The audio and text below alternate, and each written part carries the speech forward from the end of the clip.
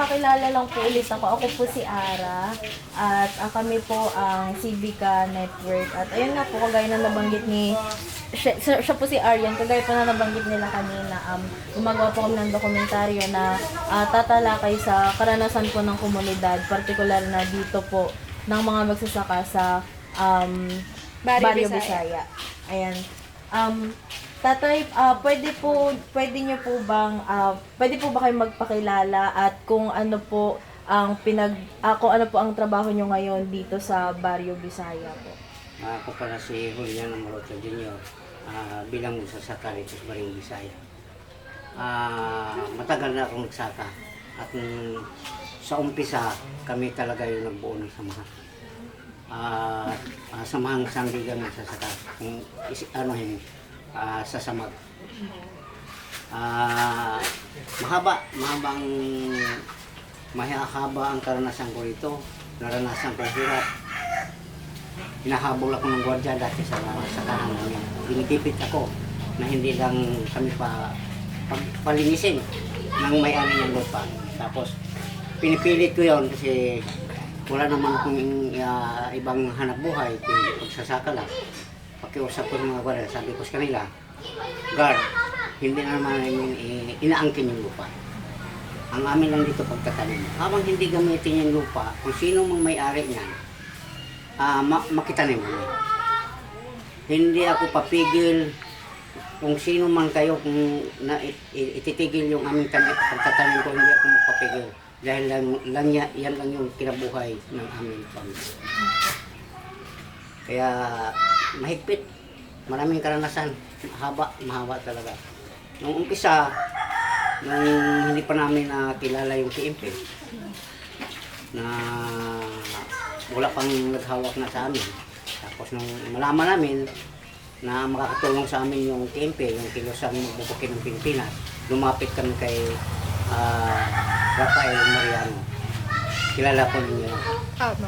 Kilala po. Doon kami lumapit. Tapos nanghingi kami ng tulong hanggang na tinulungan kami kung ano yung mga kaso-kaso dyan. Sila yung sumusuporta sa amin sa mga pagsasaka nila. Hanggang ngayon, sila pa rin yung tumutulong sa amin. Kaya wala na hindi ako titigil hanggang ngayon. Kahit ako may edad na, pagsasaka pa rin yung hanap buhay ko hanggang ngayon. Kaya tungkol sa karanasan, marami akong karanasan na naranasan dito talaga sa hirap hanggang ngayon.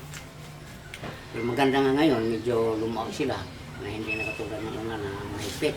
Kahit nga ultimong kahoy lang, panggato, kinukuha sa aming bahayan. Kung ganun kalupit nung una, ganun katindi ang harassment sa amin nung una.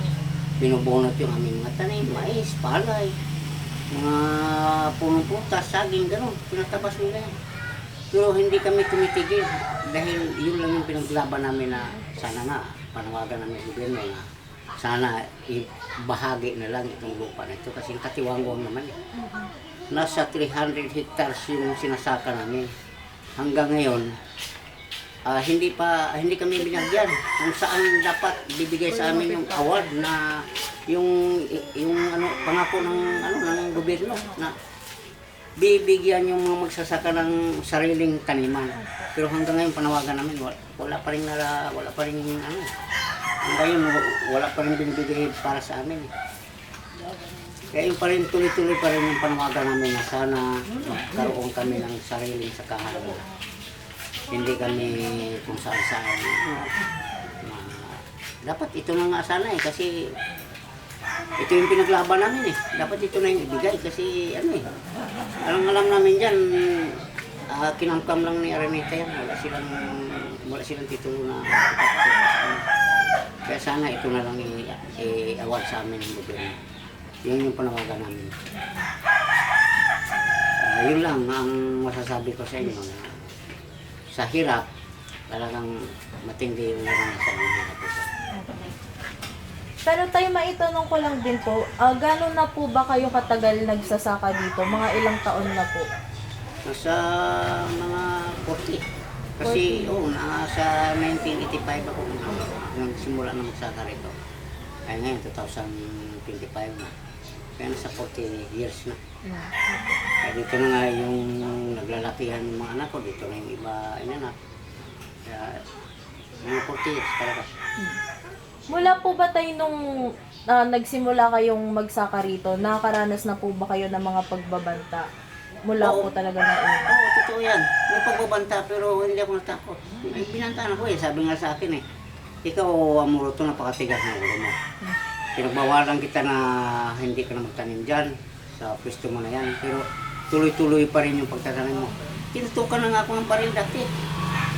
Tinutukan ako ng napakaraming gwardiya. Nasa 60 piraso yata yung mga gwardiya na yun na nagtutok sa akin. Pero hindi ako natakot kasi wala namang kasalanan. Hindi naman ako kriminal eh. Nung alis nila, sabi nila, huwag ka lang patuloy ng paglinis. O di, sabi ko, guard, igagalang ko kayo. Habang nandito kayo, hindi ako maglilinis. Pero kung pag umalis kayo, itutuloy ko yung aking pagsasaka. Kasi alam ko naman na kaya rin kayo nandito dahil mahirap rin kayo. Kaya nandito kayo. Utos ng amo ninyo yan, kaya sinusunod ninyo. Pero igagalang ko yun, respetuhin ko kayo. Habang nandito kayo, hindi ako gagalaw, hindi ako magsasaka, hindi ako maglinis. Pero oras umalis kayo, itutuloy ko yung aking paglilinis. So yun yung panindigan ko. Bali tayo hanggang ngayon po no, nagsasaka po kayo. Sa tingin niyo po ba tayong kinikita niyo po ngayon sa pagsasaka, sumasapat naman po ba siya sa pamumuhay ninyo? Medyo po lang. Walang lalo ngayon, yung anak ko, dalawang college siya. Kaya medyo hirap talaga. Minsan nga, matiis mo.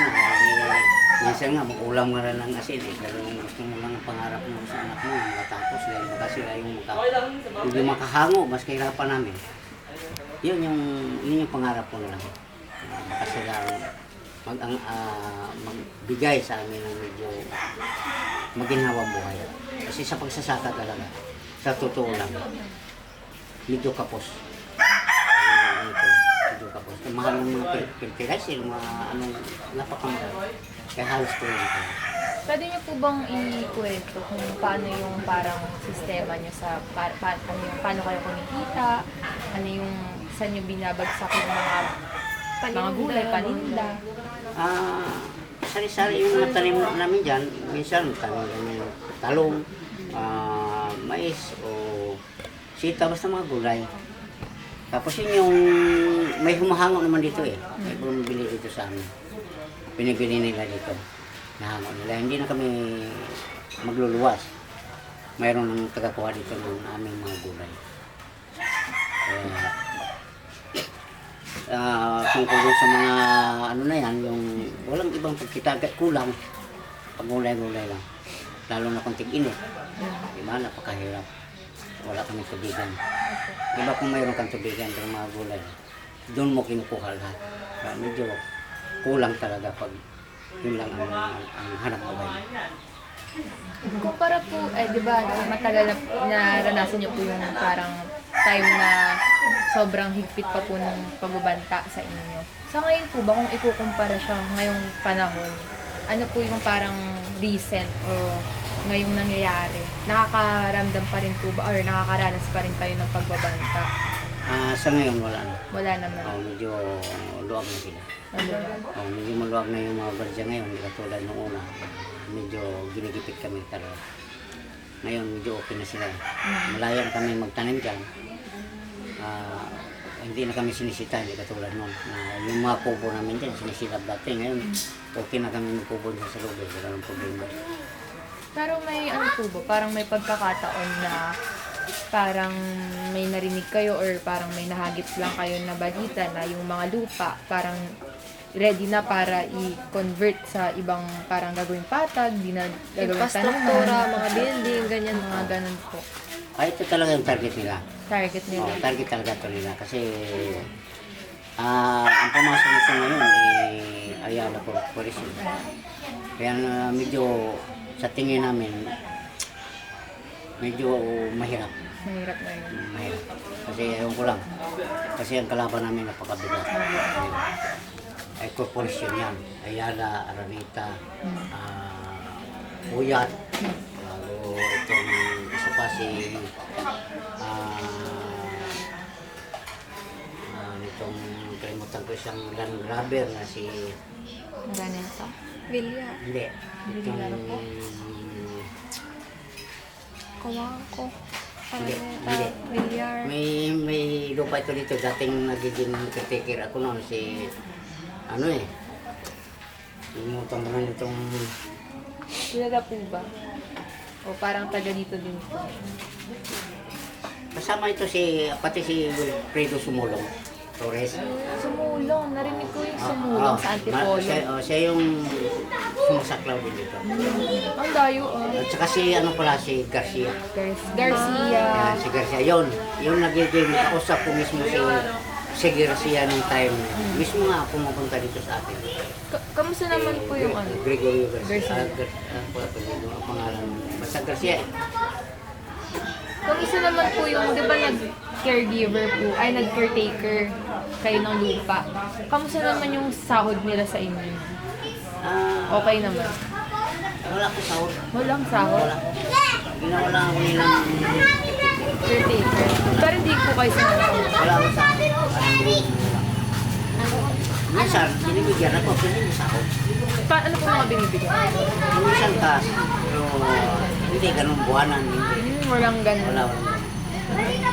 Pero ano po yun, araw-araw kayo nagbabantay ng lupa? Minsanan lang. Kasi yung lupa ni ano niyan ni Garcia, ano pangalan ko yung Garcia. Yung Garcia na yan, nandyan lang yung lupa niya, so nahangian niya. Kaya tiwala naman siya. Kaya ngayon, naglaban-laban sila. May pinasuhan si Araneta kasi sinaklaw yung lupa niya, ilamang ni Araneta kay Garcia. Kaya may kaso sila. May kaso yun. Doon po sa mga parang tawag, sa mga pagbabanta ng panahon na yun, paano kayo tumugon yung samahan po ninyo? Yung binuo ninyong samahan, paano kayo tumugon dun sa nangyayari sa inyo? Anong Tinaso namin. kinaso? Oo. Dinimanda namin. Naging okay naman po ba? Okay naman dahil okay naman tumutulong yung Sintra at saka yung Limpe. Ano po? Sintra. Ano po yung sinta? Sintro yun eh. Yung tawagin yung kilala niyo si Juan. Kadabit. Abogado ng Hindi po. Hindi po pamilya. ah, Ano po sila tumutulong sa inyo? tumutulong din sa amin. Mga abogado. Oo, mga abogado. Sintra? Oo, Sintra. Ang tawagin. Hanapin. Si Atty. Kadabit yung aming abogado. Tapos sumusunod na yung team. Dalawa sila tumutulong sa time. KMT saka yung ano. Kaya Sintra. Ano naman po, kamusta naman po nung mga parang unang panahon na una niyo pong naranasan yung paniniktik po ng mga militar sa inyo? Ano po yung tugon ng mga kasamahan niyo dito? Total parang meron din po tayo mga first time experiences sa buhay natin. Ano po yung naramdaman niyo pati ng mga kasamahan niyo po? Hindi naman militar yun, mga gwardiya lang. Mga gwardiya. Gwardiya ni Aranita. Suportahan kami. Halimbawa, sa akin yun. Dinipit ako ng mga gwardiya. May tumutulong sa amin yung mga madla. Kasama sila sa suporta kung saan yung medyo hinipitan. Para na matuloy-tuloy yung aming pagkilos, pagtanim. Sinusuportahan. Maraming sumusuporta nung time na yun na mga 2000, mga 1987. Maraming samahan nung. Tagal na rin po Oo. pala. Maraming samahan noon. Kaya pag oras na, sinusuportahan kami ng kanya mga organisasyon ng masama. Marami kami noon. Marami kami noon. Marami po kayong magsasaka. Oo, marami kami magsaka na sumusuporta niya. Support. Mayroong maglinis yung iba nakatingin, kaya yung sumusuporta sa amin. Ganon ang nangyayari ng panahon ng higpitan talaga. Kamusta naman po yung parang may mga iba po ba kayong kasamahan na natakot talaga dahil sa ginagawa nila? Mayroon. Kasi nung una, 7 na lang kami kumilos. 7 na lang po? Oo. Ayaw Ilan po na- kayo dati? Ayaw gumalaw na. Yung membro namin, talagang nasa naka-register ng dar, mga 89 yata. 89? Ah. Madami din ba? Marami kami noon. Kaya lang nung iba, natakot na kasi hinahabol talaga ng kwarta. Buti nga yung Gumagamit talaga ng... gumagamit talaga, hinahabol ka. Oo, minsan nga, ginaganyan ka ng baril nila eh. Wala, talagang makakatingin ka talaga pag matigas ang ulo mo. Kaya naranasan ko talaga yung hirap no. 7, naging 7 na lang kayo, no? Unang 7 na lang kami nung time na yon. Sabi ko, wala nang gagalaw sa inyo. Pero kung titigil tayo, paano ang papauna natin yung pamilya natin? Anong ibibigay natin sa kanila ng pang-araw-araw na pagkain? Kaya huwag tayong tumigil. Sabi ko, kikilos tayo. Nagbuwa ko na maglinis kami sa gabi. Hindi gabi. Gabi namin gabi namin kinilos yun, paglinis. Nag-arado kami sa gabi. Sagasa namin yung damuhan na yan. Pagdating ng mga gwardiya, linis na. Linis na. Oo, kaya nagalit sa akin. Kinutukan ako ng baril. Kaya putang niya, nagmumura pa sa akin. Patutok ng baril, ganyan yung baril. Sabi ko, Gar, baka paputok yan kasi may sedimonyo yan. Huwag mo itutok sa akin. Sinabihan ko talaga ng mga gwardiya. Yung iba nun, takbo ka na, hindi. Walang ano. Kaya tuloy-tuloy yung pagkilos namin sa gabi. Hindi kami tumitigil. Hanggang yung iba naman, nainggan niya na. Nakikilinis na siya, tuloy-tuloy na yan. Pero kung hindi ako nagbuunod, ano ko lang, mangyari pa na may naglinis pa. Kasi wala nang malakas na loob. Kasi yung arado nila, pagtabas nila, kinukuha ng mga badya yan. Kinukumpis ka nila. Pati nga kalabaw, hinihila nila doon sa ano. Dinadala nila doon sa opisina nila eh. Binabayaran niyo po yung kalabaw, no? Kayo yung bumibili. May kanya-kanya kaming kalabaw. Nung una, marami akong kalabaw nung una. Nung kalakasan pa akong kanila. Marami akong kalabaw. Sarili kong kalabaw.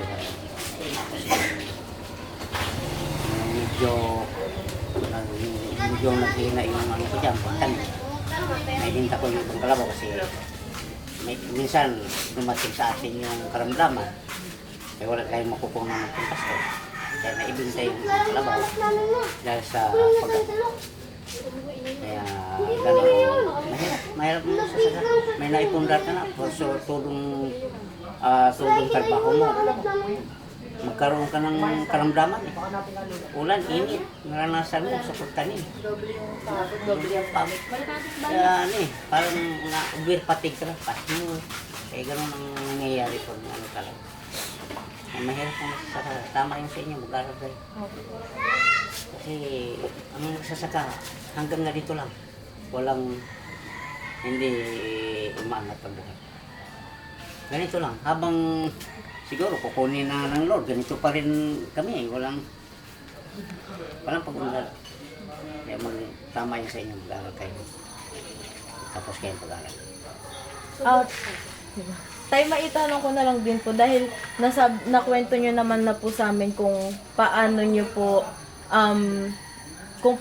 po ginamit yung ilang taon yung pagiging magsasaka para ipaglaban nito yung mga karapatan nyo. Gusto ko lang din po malaman kung sa tingin nyo po ba sa lahat ng panawagan na tinatambol nyo pong mga magsasaka, sa tingin nyo po ba nagkaroon ng sapat na tugon ang pamahalaan para sa mga magsasaka po? Sa tingin ko, wala. Kasi kung nagkaroon kami ng katugunan, hindi nabigyan kami ng kanya-kanya ng pangat. Medyo umangat sana ang buhay namin kung katulad yan, kung talagang may bahagi na iawal. Kahit sa probinsya may nangyari na eh, pero dito, wala. Yung kapatid ko doon, yung nabigyan sila ng tagtatong. Sorry yan. Pero dito, parang malayo kasi nandito yung dibulit. Diba na? Mahirap siguro mahirap makamit yung mga pangarap namin dito, yung panawagan namin siguro. Pero diba may mga pagkakataon na may mga pagkilos naman kayong ginawa. May mga pagkakataon diba na parang nawalan kayo ng pag-asa sumali sa mga pagkilos, sa mga paglaban. Kasi parang yun nga, wala rin pagkakusan na ng pag-unlan. Hindi, minsan maisip mo talagang parang medyo maglaylo ka. Pero kung isipin mo na ganun ang mangyari, hindi mo ipagpatuloy lang, wala din kailangan ipagpatuloy lang. lalong-lalo na itong mga kabataan ngayon. Kung kami mga magulang, kung hindi kami may makipaglaban tungkol dyan sa mga land grabber na yan, kawawa yung mga kabataan ngayon. Kaya tuloy-tuloy yan dapat. Sobrang halaga po ng lupa. Oo. Tama po ba yung pagkamaintindihan na ang sagot lang dito sa pag-unlad na makakuha kayo talaga ng lupa na sa inyo talaga, yung hindi na kailangan upahan, hindi na kailangan bayaran, para sa magsaka talaga, para malaya kayo makapagtanim, kumita. Kung ganun po ba yung mangyayari na may sarili kayong lupa, sa tingin niyo po ba mas uunlad ng kahit papaano yung pamumuhay ng mga magsasaka? Sa tingin ko, kasi yung nakuhaan ko ng base, yung kapatid ko ngayon, na medyo may sarili sa lupa, ay napakamahal ng bunga ng nyug ngayon. Magkano? 85 yung isang kilo. Hindi makaangat siya sa buhay ko. Sa buhay ko sa kanya. May sarili siya lupa. Kaya kung may sarili kami lupa, matanim namin yung gusto na doon kami kikita. Pero sa ganyan, may naghihigpit.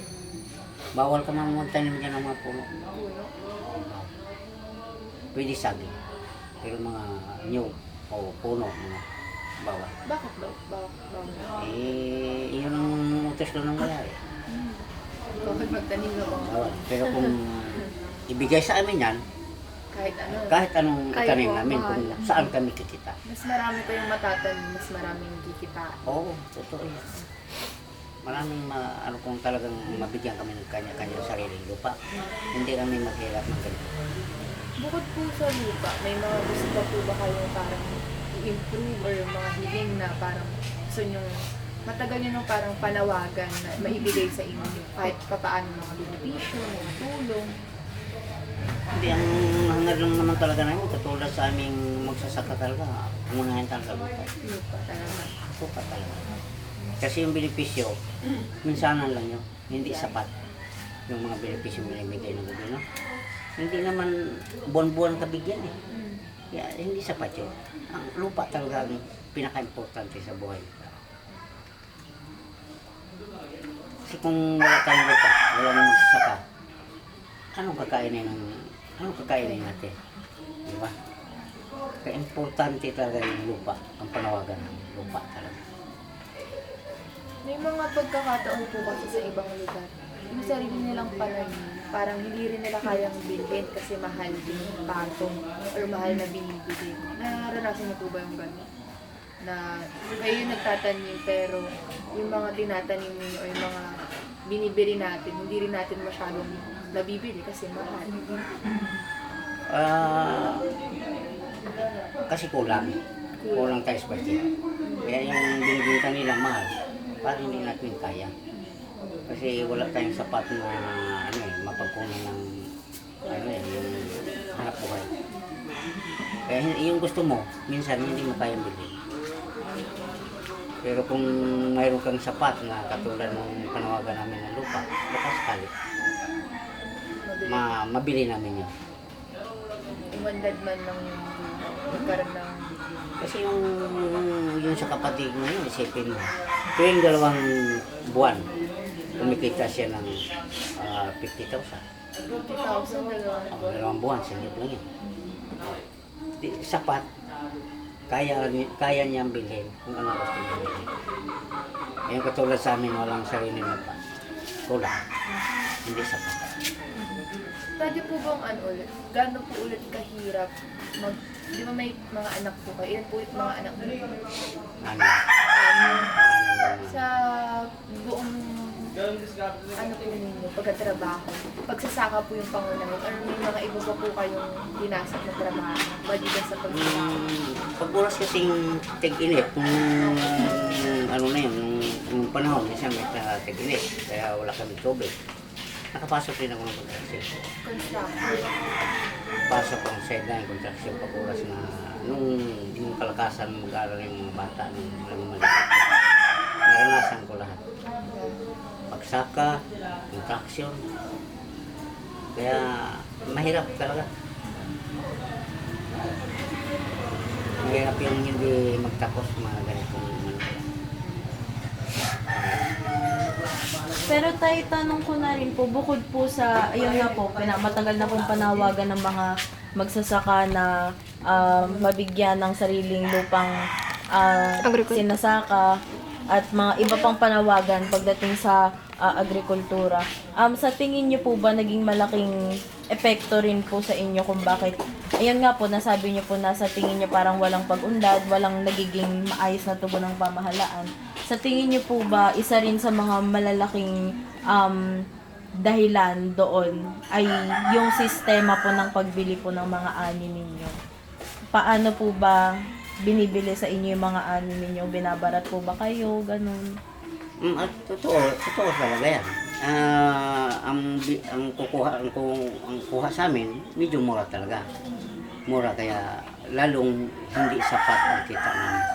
Dahil mura ang pagkuha sa amin, tapos yung ibinta na sa kanila, mahal na ang binta nila. Halos kalahati, higit pa yung kikitain nila. Kaya ang magsasaka talaga, kawawa. Kawawa talaga, hindi kumikita ng maganda. Dahil dyan sa mga negosyanteng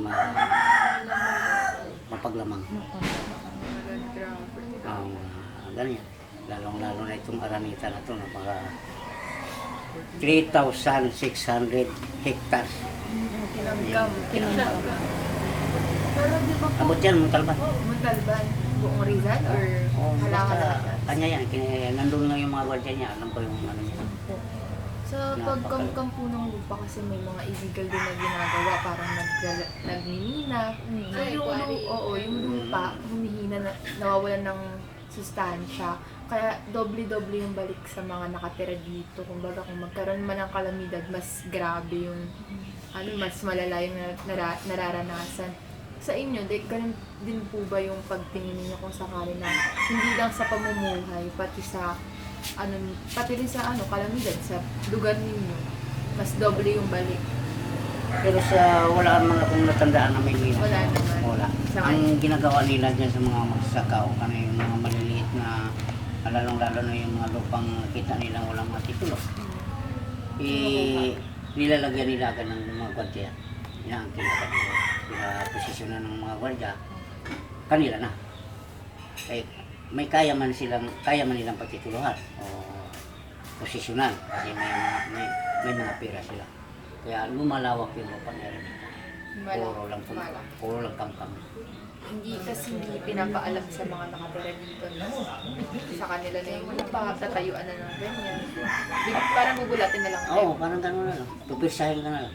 Papaalisin na lang yung mga tanim. Pero kami dito, paglaban namin ito, kung lalo-lalo na itong aming tirahan.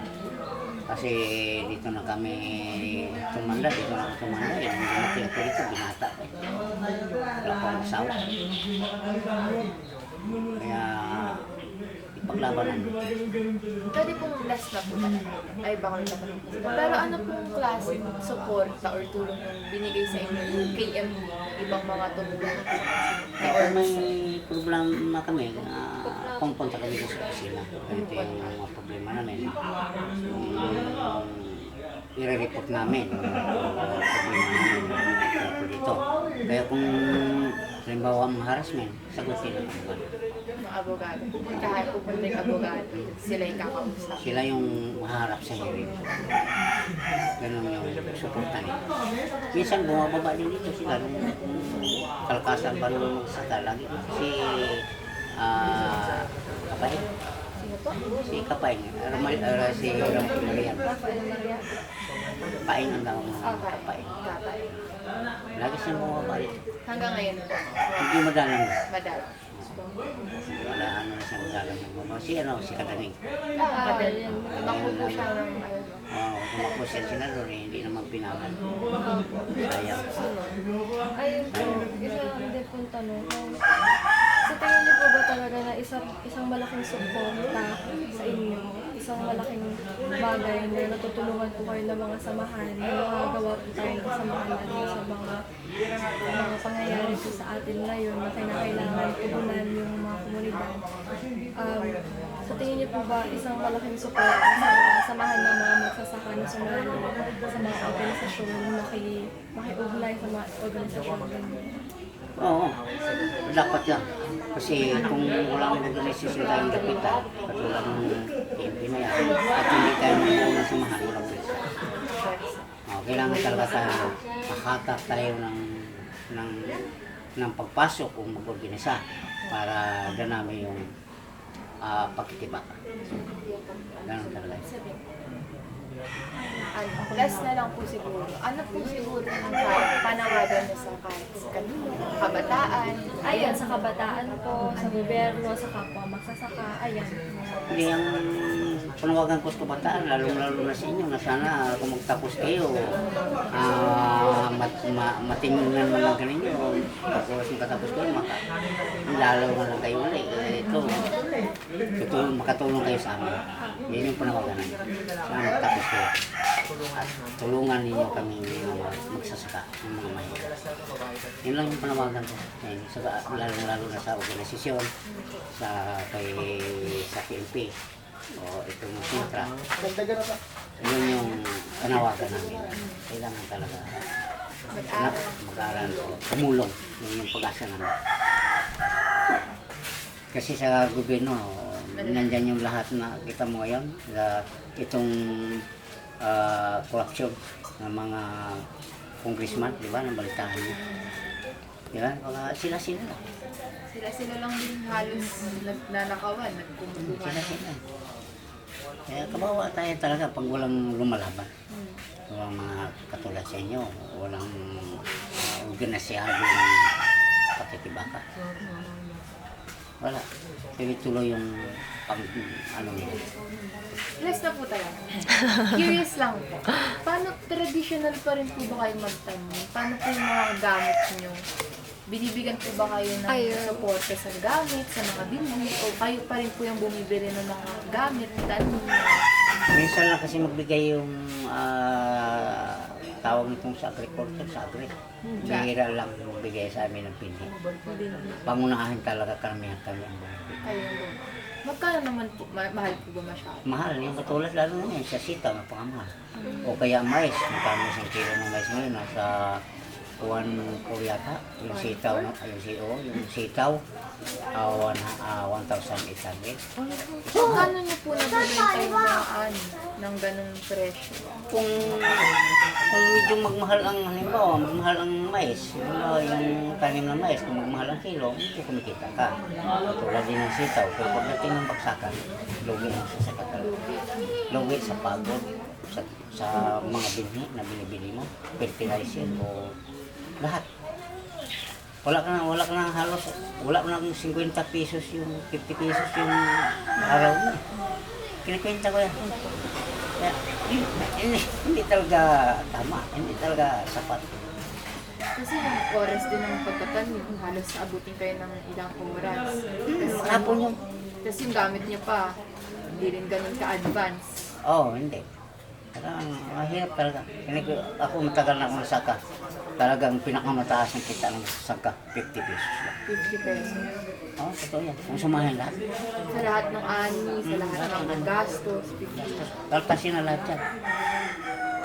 Hindi sapat. Actually, ngayon nga po, gusto rin po ng Department of Agriculture pati ng UN intervention na magkaroon ng digitalized daw po na parang mekanismo sa pagkakaroon ng pagkilos sa sakahan. Parang gusto nila na magkaroon kayo ng digitalized na tablets, ganyan, para malaman niyo raw yung mga weathers, yung panahon, ganyan, para matansyan nyo kung magsatanim ba kayong ganyang araw, ganun. Ganun yung gusto nilang gawin ngayon.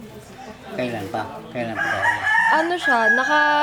Naka-update siya sa website ng UN intervention na gusto nilang ma-achieve sa 2028 raw. Na gusto nilang ma-achieve magkaroon ng digitalize yung mekanismo ng mga magsasaka ngayon. Ayun. Pero parang meron po bang mga balita sa inyo na katulad nun ngayon? Wala pa man ako na ikaw lang Ayun po. Nalaman ko wala pa akong Opo. Pero sa tingin niyo po, ay ayun ba talaga yung tulong na dapat binibigay sa mga magsasaka? Yung ganong klaseng digitalize, magagamit niyo po ba yun kung sakali? Medyo, ano yun, malaking tulong yun. Malaking tulong. Oo, kaysa mga ano lang, manual lang, mano, napakahirap mo.